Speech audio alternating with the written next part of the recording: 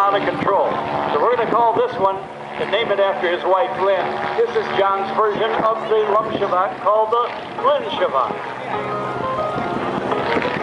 Now, recovering out of that, he's going to go up, do a quarter roll on the way up, and do the tail slide. Dan, kill that music for just a minute.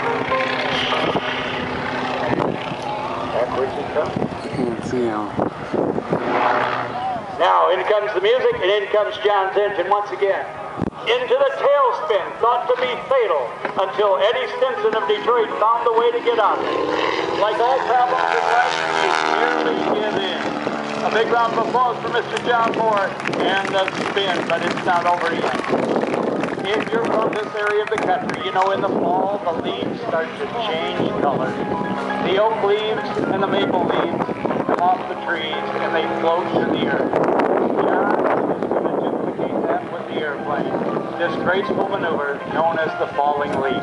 Let's quiet the music down once again.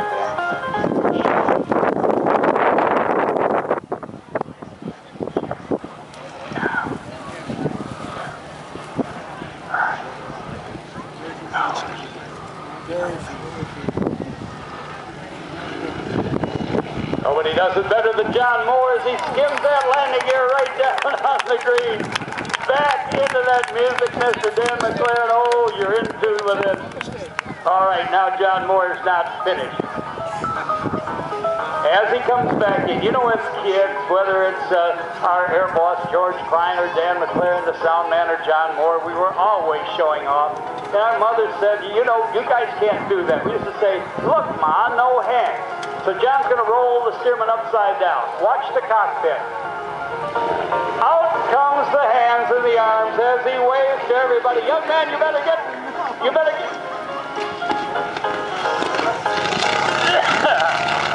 And the second gotcha. Big round of applause for John Mohr. We didn't listen to our moms, but man, we should have. All right, you saw John take off with a slow roll and the snap roll. You know that he has to land. It's a part of every performance.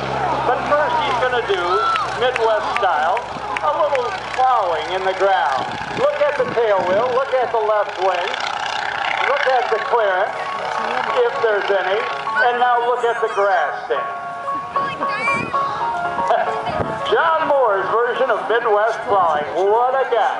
Big, tall, skinny guy, probably weighs the same as he does in high school. Now he's going to set up for a landing. Now watch this. Okay, he's got the Stearman. Okay, he's on final approach. Let's see if he lands this way or the other way. He may maneuver around just a little bit as he does that balancing act again. Now watch the wing.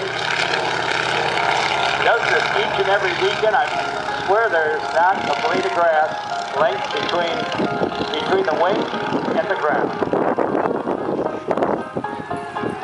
So now he says to George Klein, the air boss, oh, by the way, not George Klein from the groove yard at EMU. This is the other George Klein, the air boss. I'd like to set up for a landing. He says this to the tower operators and to the air bosses, and they say, yes, clear to land, your discretion. John Mohr, Captain Mohr. So here from the right comes John Mohr. Now, if you think he's just going to land, you're crazy.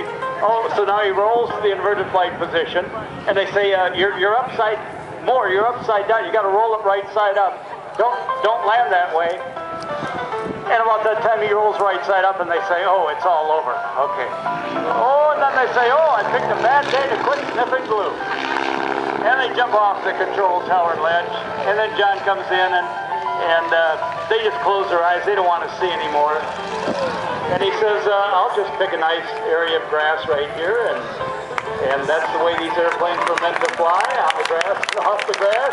And now you have the award-winning John Mohr.